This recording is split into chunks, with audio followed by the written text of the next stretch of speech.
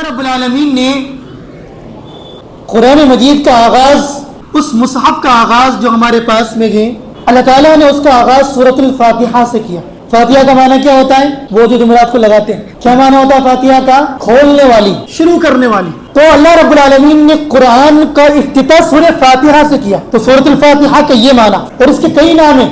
اب دیکھیں ذرا، اللہ رب العالمین نے قرآن مجید کے اندر ہر سورت کے شروع میں سوائے سورہ براءہ کے اللہ رب العالمین نے بسم اللہ کو رکھا۔ کس کو رکھا؟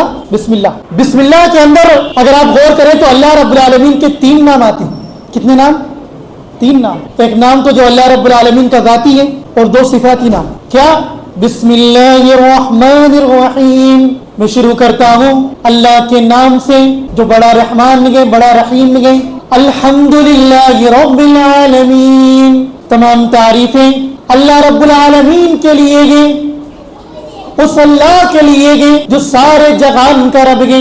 پہلی آیت کے اندر اللہ رب العالمین کی حمد بیان، پھر اللہ کے 2 صفاتی نام آ رہے ہیں جو بسم اللہ کے اندر بھی آئے۔ کیا؟ الرحمن الرحیم، جو رحمان بھی گئے، جو رحیم بھی گئے۔ مالک یوم الدین، جو قیامت کے دن کا مالک بھی گئے۔ اب یہاں اللہ کی حمد بیان ہوگی، اللہ کی صفات۔ اب اس کے بعد سے اللہ رب العالمین سے ہم دعا کرتے ہیں۔ کیا دعا؟ ایاک نعبد و ایاک نستعین، اے اللہ ہم تیری ہی عبادت کرتے ہیں اور تجھ سے ہی مدد مانگتے ہیں۔ عبادت کیا؟ یا اللہ دعا کرنا ہو تو تیرے در کو کھٹکھٹاتے ہیں، سجدہ کرنا ہو تو تیرے سامنے کرتے ہیں، رکوع کرنا ہو تو تیرے لیے کرتے ہیں۔ یا اللہ کوئی عبادت کا کام ہو ہم کسی غیر کے لیے نہیں کرتے۔ اللہ کے نبی علیہ الصلوۃ والسلام نے ایک صحابی کو کہا، جب انہوں نے کہا کہ یا رسول اللہ ہم نے قیصر و کسریٰ کو دیکھا، ان کے ماننے والے، ان کے لوگ ان کے بادشاہوں کو سجدہ کرتے ہیں، یا رسول اللہ آپ تو ان سب سے افضل ہیں، کیا ہم آپ کو سجدہ نہیں کریں؟ اللہ کے نبی علیہ الصلوۃ والسلام نے کیا فرمایا؟ میرے صحابی، اگر سجدہ کرنا دنیا میں کسی کے لیے، کسی مخلوق کے لیے ہوتا تو میں خواتین کو، عورتوں کو حکم دیتا کہ وہ اپنے شوہروں کو سجدہ، لیکن سجدہ کرنا کس کے لیے جائز ہے؟ فقط اللہ کے لیے۔ تو کہا، ایک روایت میں آیا کہ آپ کی قبر سے گزرے تو کیا سجدہ کرے؟ کہا کہ مت کرنا۔ انبیاء کو بھی سجدہ کرنا جائز نہیں ہے۔ ابھی اتفاق سے میں ایک ویڈیو دیکھ رہا تھا، ایک پیر صاحب ایک درگاہ پر گئے، درگاہ پر چادر چڑھی ہوئی ہے، کچھ لوگوں کو اکٹھا کر کے رکھا ہوا ہے، وہاں مخاطب کر کے کہتے ہیں لوگوں تم کو منع کرتے ہیں، وہاں بھی منع کرتے ہیں تم کو، ان سے مت مانگو۔ یہ تو وہ اولیاء گئے کہ انبیاء نے ان سے مانگا، انبیاء نے ان سے مانگا۔ جب انبیاء ان سے مانگ سکتے ہیں تو ہم کیوں نہ مانگے؟ نعوذ باللہ من ذالک۔ یہ ہماری قوم کے اندر گمراہیاں پھیلتی جا رہی ہیں۔ اچھا، دوسرا جز کیا ہے؟ وَإِيَّاكَ نَسْتَعِينُ، ہم تجھ سے ہی مدد مانگتے ہیں۔ لوگ کہیں گے آپ سے کہ پھر بیوی سے کیوں کہتے ہو روٹی بنا، یا سیٹ جی سے کیوں کہتے ہو تنخواہ دے؟ بھائی وہ بھی تو غیر اللہ ہے، آپ نے ان سے مدد مانگی، اپنے بچے سے کہتے ہو پانی لے کر کیا، بھائی یہ بھی تو مدد ہے۔ تو پھر کیوں؟ ہمارا کہنا کیا ہے؟ وہ طاقتیں جو مافوق الورا ہے، جو انسان کے اندر نہیں ہے، اگر آپ نے اپنے بچے کو یا اپنی ماں کو پانی لانے کو کہا وہ زندگی میں دے دے گی، مرنے کے بعد دے سکتی ہے؟ قبر پر جاؤ اماں پانی پلا دے گی آپ کو؟ نہیں دے گی۔ کیوں؟ زندگی میں طاقت تھی، چل پھر سکتی تھی، آپ کے سامنے موجود تھی، اب وہ طاقت نہیں رہی۔ اب یہ طاقت کوئی ان میں مانے گا تو وہی چیز کیا کہلائے گی؟ وہ شرک کہلائے گی۔ تو یہ جو طاقت ہے وہ کس کے پاس میں ہے؟ وہ طاقت صرف اور صرف اللہ رب العالمین کے پاس میں۔ اچھا اب دیکھیں ہم پھر آگے کیا دعا کرتے ہیں اللہ سے؟ اہدنا الصراط المستقیم، اے اللہ ہمیں صراط مستقیم پر چلا، سیدھے راستے پر چلا۔ صراط الذین انعمت علیہم، ان لوگوں کے راستے پر جن پر تو نے انعام کیا، غیر المغضوب علیہم ولا الضالین، نہ کہ ان کے راستے پر جن کے اوپر تیرا غصہ اترا، جو لوگ گمراہ ہو گئے۔ مغضوب علیہم کون ہے؟ مغضوب علیہم سے مراد یہود ہیں جن کے اوپر اللہ کا غصہ اترا، کئی مرتبہ اترا، کئی مقام پر اترا۔ یہ وہ قوم ہے جن کو اللہ رب العالمین نے دنیا کے اندر جنت کا کھانا عطا کیا تھا، من و سلوہ۔ انہوں نے کہا تھا اللہ ہمیں تو ٹنڈے چاہیے، ہمیں دال چاہیے، ہمیں آلو چاہیے۔ جنت کا کھانا اللہ نے ان کو دیا تھا، لیکن صبر نہ کر سکے. اور آگے کیا کہا اللہ نے؟ وَلَضَّالِّينَ، نہ اللہ ہمیں گمراہوں کا راستہ بتانا. وہ گمراہ کون ہے؟ اس سے مراد عیسائی ہیں جو لوگ راستے سے بھٹک گئے. اب آگے چل کے سورہ بقرہ شروع ہو جاتی ہے. بقرہ کا معنی کیا ہوتا ہے؟ گائے، کاؤ. اور اس سورت کا نام سورۃ البقرہ کیوں گئے؟ کیونکہ آگے چل کے اس کے اندر ایک واقعہ آتا ہے گائے کا. حالانکہ واقعہ نہیں، ایک آزمائش کا معاملہ تھا کہ اللہ رب العالمین نے ان یہودیوں سے کہا تھا کہ تم اللہ کی راہ میں گائے قربان کر دو. اللہ نے کیا مطالبہ کیا تھا؟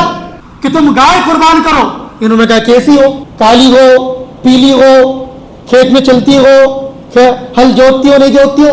جتنا یہ اختلاف کرتے گئے اللہ رب العالمین ان کو اختلاف میں اور چلاتا گیا. تو یہ سورۃ البقرہ. مختصراً یہ جانے کہ سورہ بقرہ وہ سورت ہے اللہ کے نبی فرماتے ہیں کہ جس گھر میں یہ پڑھی جاتی ہے شیطان اس میں داخل نہیں ہوتا. یہ فضیلت ہے اس کی. اور ہاں، قرآن مجید کی سب سے بڑی اگر کوئی سورت ہے تو وہ کون سی سورت ہے؟ سورۃ البقرہ. اور آپ دیکھیں ذرا اللہ رب العالمین نے سورۃ البقرہ کو شروع کیسے کیا؟ اللہ کیا فرماتا ہے؟ الف لام میم. کوئی ترجمہ جانتا ہے اس کا؟ کوئی نہیں جانتا. ایک پیر صاحب کہنے لگے میں جانتا ہوں. کہا کیا ترجمہ؟ کہا الف سے اللہ، لا سے لا الہ الا اللہ، اور میم سے محمد رسول اللہ. کہا بن گیا. کہا کہ اللہ کے بندو، اگر تمہاری طرح عقلیں لڑانا شریعت میں ہوتا تو بہت سارے لوگ تھے جو عقلیں لڑاتے. جب نبی نے یہ معنی نہیں بتایا، یہ حروف مقطعات کہلاتے ہیں جن کو کاٹ کاٹ کر پڑھا جاتا ہے، اور اس کو اسی طرح پڑھا جائے گا. اور مفسرین کہتے ہیں کہ الف لام میم کا جہاں معنی اللہ رب العالمین کے سوا کوئی اور نہیں جانتا. اب اللہ رب العالمین نے ان حروف سے شروع کیوں کیا؟ وجہ یہ تھی کیونکہ عربوں کو جو ہے اپنی زبان پر بڑا غرور تھا، گھمنڈ تھا کہ ہم سے بہتر کوئی عربی نہیں جانتا. اللہ رب العالمین نے قرآن کو ان الفاظ سے شروع کیا کہ سارے کے سارے عرب حق کا بک کریں گے. اور یہی تو ہے کہ اللہ نے قرآن میں کیا چیلنج کیا؟ آج بھی رہتی دنیا تک وہ چیلنج باقی ہے. اللہ نے کیا فرمایا؟ وَإِن كُنتُمْ فِي رَيْبٍ مِّمَّا نَزَّلْنَا عَلَىٰ عَبْدِنَا فَأْتُوا بِسُورَةٍ مِّن مِّثْلِهِ. اے لوگوں، اگر تم شک میں مبتلا ہو کہ اس قرآن کو اللہ رب العالمین نے نہیں اتارا، جناب محمد رسول اللہ صلی اللہ علیہ وسلم نے خود گڑھ کر کے تمہیں پیش کر دیا گئے، تو جاؤ قیامت تک کے لیے چیلنج گئے، جاؤ اس قرآن کے جیسے ایک سورت بنا کر کے پیش کر دو. ایک سورت.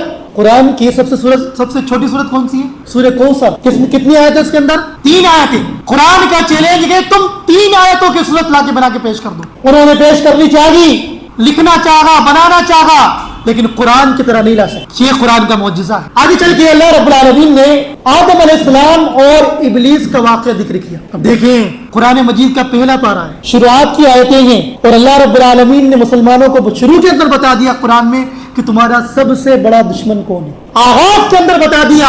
لیکن آج امت مسلمہ کا حال یہ ہے اللہ رب العالمین کے بتانے کے باوجود اس دشمن کو اپنا دشمن نہیں سمجھتے، اس کی چالوں کے اندر پھنسے ہوئے. اللہ نے کیا کہا تھا؟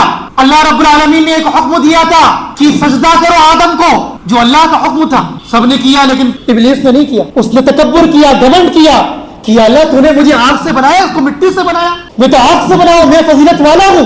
جب اللہ کا حکم آتا ہے تو کوئی فضیلت دیکھی نہیں جاتی. اللہ رب العالمین نے اس کو قیامت تک کے لیے مہلت ضرور دی، لیکن اس کا ٹھکانہ کیا ہے؟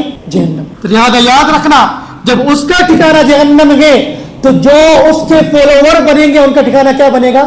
جہنم بنے گا. اچھا، اللہ رب العالمین نے آگے چل کے مختلف واقعات ذکر کیے. یہودیوں کا تذکرہ کیا، اور یہ بھی ذکر کیا کہ مسلمانوں، یہ یہودی تم سے کبھی راضی نہیں ہو سکتے یہاں تک کہ تم یہودی بن جاؤ، اور یہ نصرانی تم سے راضی نہیں ہو سکتے یہاں تک کہ تم نصرانی بن جاؤ. اور پتہ ہے ان کے کتنے بڑے بڑے دعوے تھے. یہ کہتے تھے کہ ہم تو جہنم میں جائیں گے نہیں مگر چند دنوں کے لیے.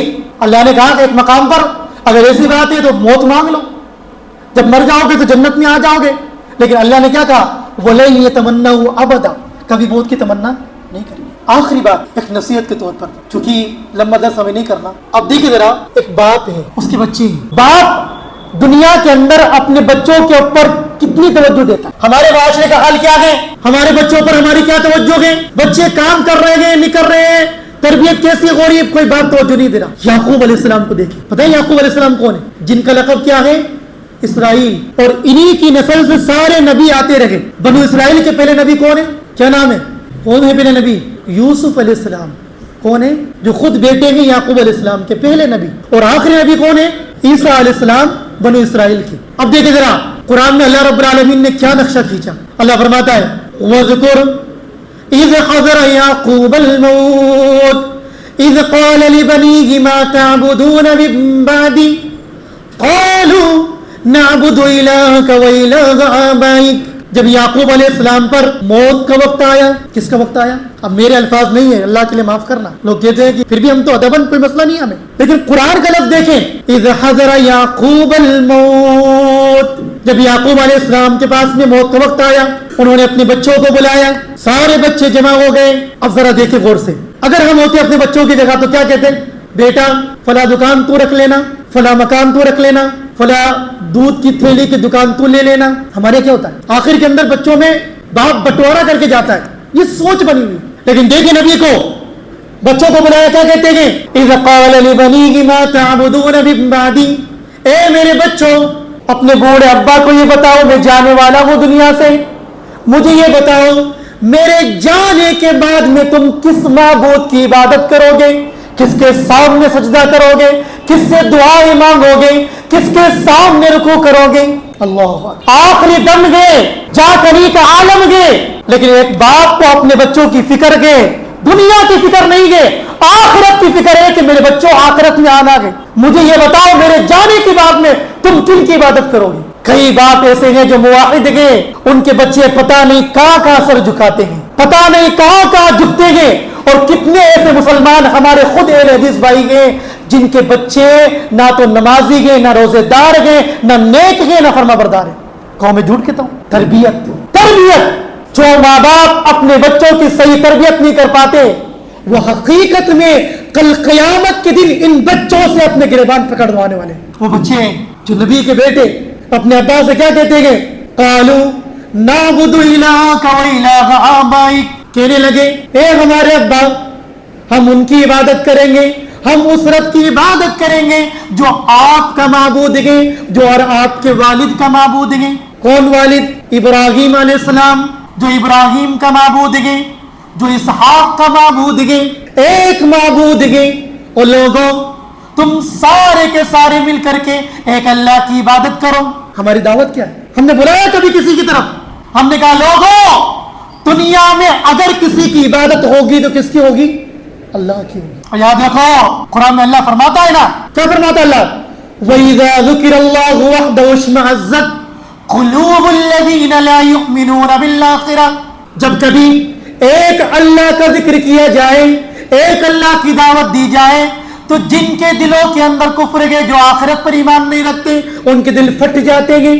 وَإِذَا ذُكِرَ الَّذِينَ مِن دُونِي, لیکن اپنی دعوت کے اندر یہ کہہ دیا جائے فلاں کو بھی مان سکتے ہو, فلاں اولیاء کے در پہ بھی جا سکتے ہو, فلاں سے بھی دعائیں کرتے ہو, اذا هم یستبشرون, تب تو خوش ہو جاتے ہیں.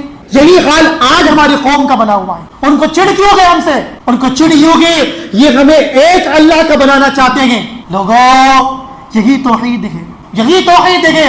اور یاد رکھنا اللہ رب العالمین نے دنیا کے اندر جتنے نبیوں کو بھیجا گئے, سارے نبیوں کو توحید کا مشن دیا. کس کا دیا؟ توحید کا. لہذا دعا کرے کہ اللہ رب العالمین ہمیں صحیح معنوں کے اندر توحید پرست بنائے.